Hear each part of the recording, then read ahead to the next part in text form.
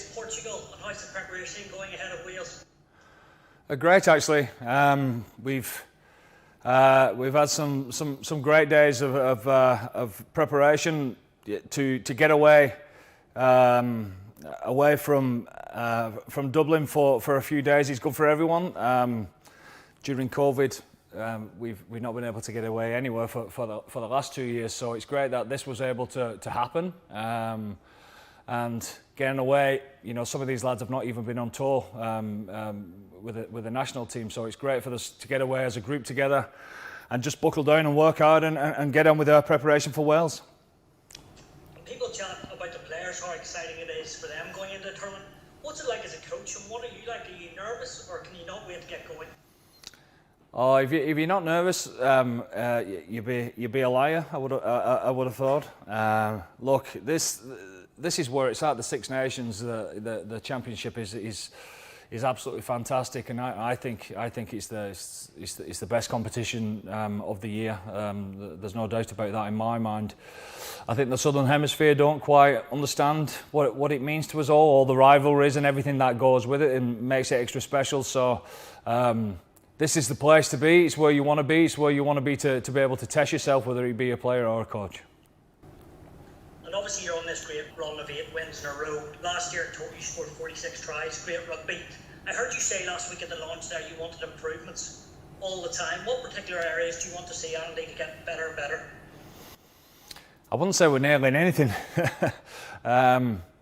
I suppose that's where we want to be. We want to make sure that we're improving the whole time, and our game, I would say, is at a decent foundation. There's loads and loads of scope to kick on in all areas, you know. So that ball's good for us. It's just recognising where we're at and where we can go, and understanding that together and being honest with each other and pushing the boundaries to be able to do that. In the Six Nations this year, it's so open, probably 5 teams, being our state league, can win it. Why do you think this Ireland team is good enough to win it? Well, I obviously think we're a good side. I think that we obviously have been playing some good rugby, but the cohesion, the togetherness, the want to get better, and the want to perform for each other is in the right place.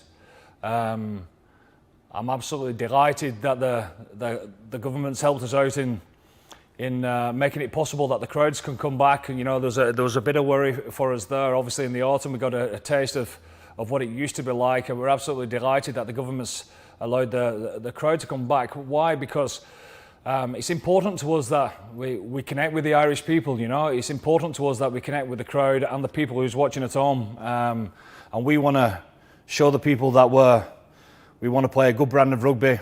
We want to show them our togetherness, and we want to show them that we're fighting to improve every week as well, and hopefully we can go on this journey together. Yeah, you mentioned that it's going to be great to have the fans back in. Wales, obviously plenty of injuries, Andy. Apart from 2015, the World Cup, we haven't won in Dublin since 2012 in that Six Nations, but they're top side, they're champions for a reason. It's going to be a big test, isn't it?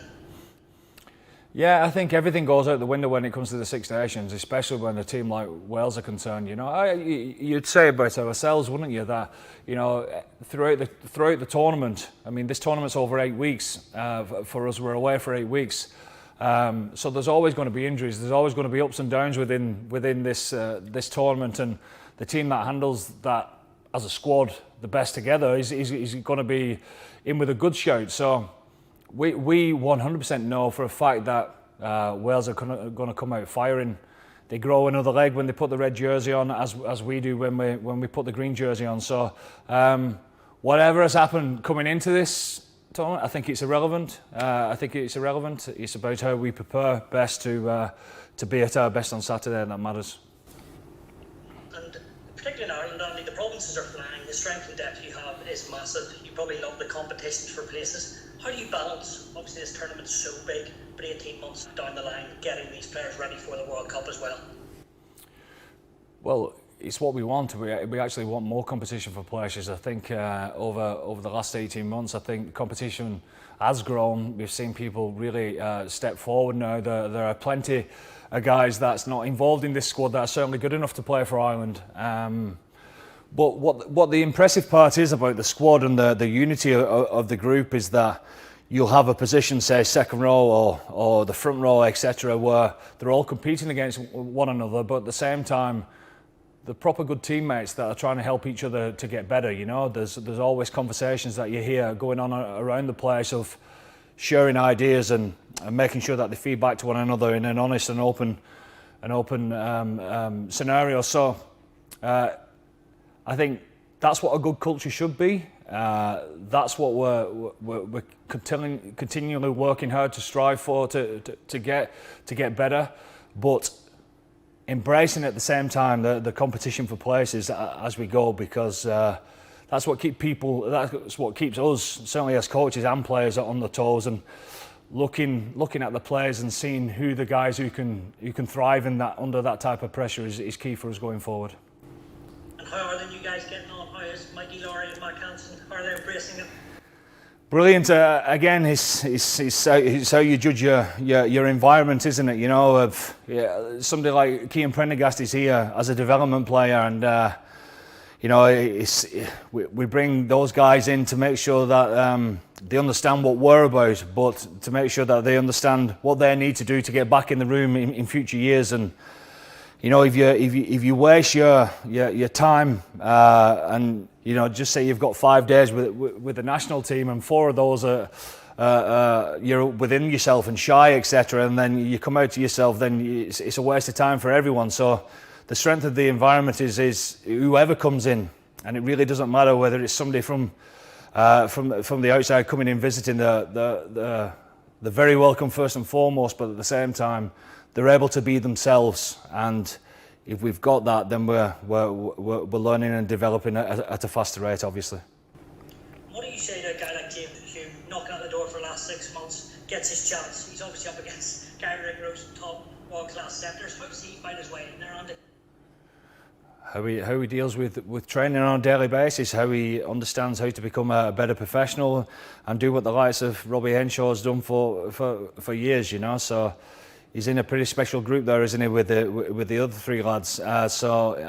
Him learning what it takes to be consistently at the top of international rugby is obviously going to be a learning curve for him, but the process has already started. He's got back in the room by performing really, really well for Ulster. He started this campaign off in the last week, as far as training is concerned, in the right manner, and let's see how it goes over the course of this tournament. I know you're not going to tell me, but how many of the 23 do you know for Saturday already? Honestly, I'd say 3/4. Yeah, there's always something happening within a rugby squad. You know, you're always waiting for something, and you know what? When you make up your mind, there's always a session or 2 that's in front of you that changes it along the way. Not because you're changing it just for the sake of changing it, because of injuries, etc., that happen and tweaks and stuff. So that's what the Six Nations is all about. It's about the squad. Everyone's going to take part. This for us is over the course of an 8-week period. You know, there's a few breaks in between, so everyone's going to play the part throughout this competition. The last couple for me, Andy. Obviously, you're all eyes on Wales, but England away and France away, cracking fixtures as well, aren't they? Yeah, it's hard to see past where we're going in Wales, because we want to start this competition really well. There's no doubt about that, but you know, you look at the French game and the English game, and then fast forward to the summer tour to New Zealand, and fast forward again to the autumn South Africa and Australia, and then we go into the Six Nations again. You know, so it's where we want to be. It's exactly the type of pressure that we want to put under ourselves, because you don't learn unless you go through these experiences, you know, good or bad. You don't learn, you don't grow as a group, and that's what we intend to do over the next 18 months. And you know, your time in charge of Ireland, 2 Six Nations, sort of finished middle of the table. Obviously, your end goal this season is to win trophies, win the Six Nations, yes, Andy?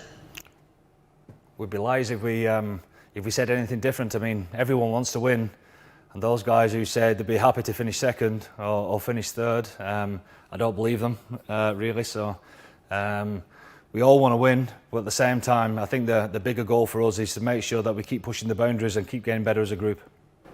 And do you feel this squad over the last 18 months has grown enough to go on and win the Six Nations, Andy? Well, it really doesn't matter what we did in the autumn, does it really? I mean, there's been a lot of talk about that. It's about how we start the Six Nations, isn't it? So, again, we want to grow. We want to be honest with ourselves and find new ways of getting better. And you only do that if you're honest with each other. And I think we know how we can get better and the boundaries that should be pushed. So I'm excited to see us push forward. Andy, great stuff, and thanks so much for your time. No problem.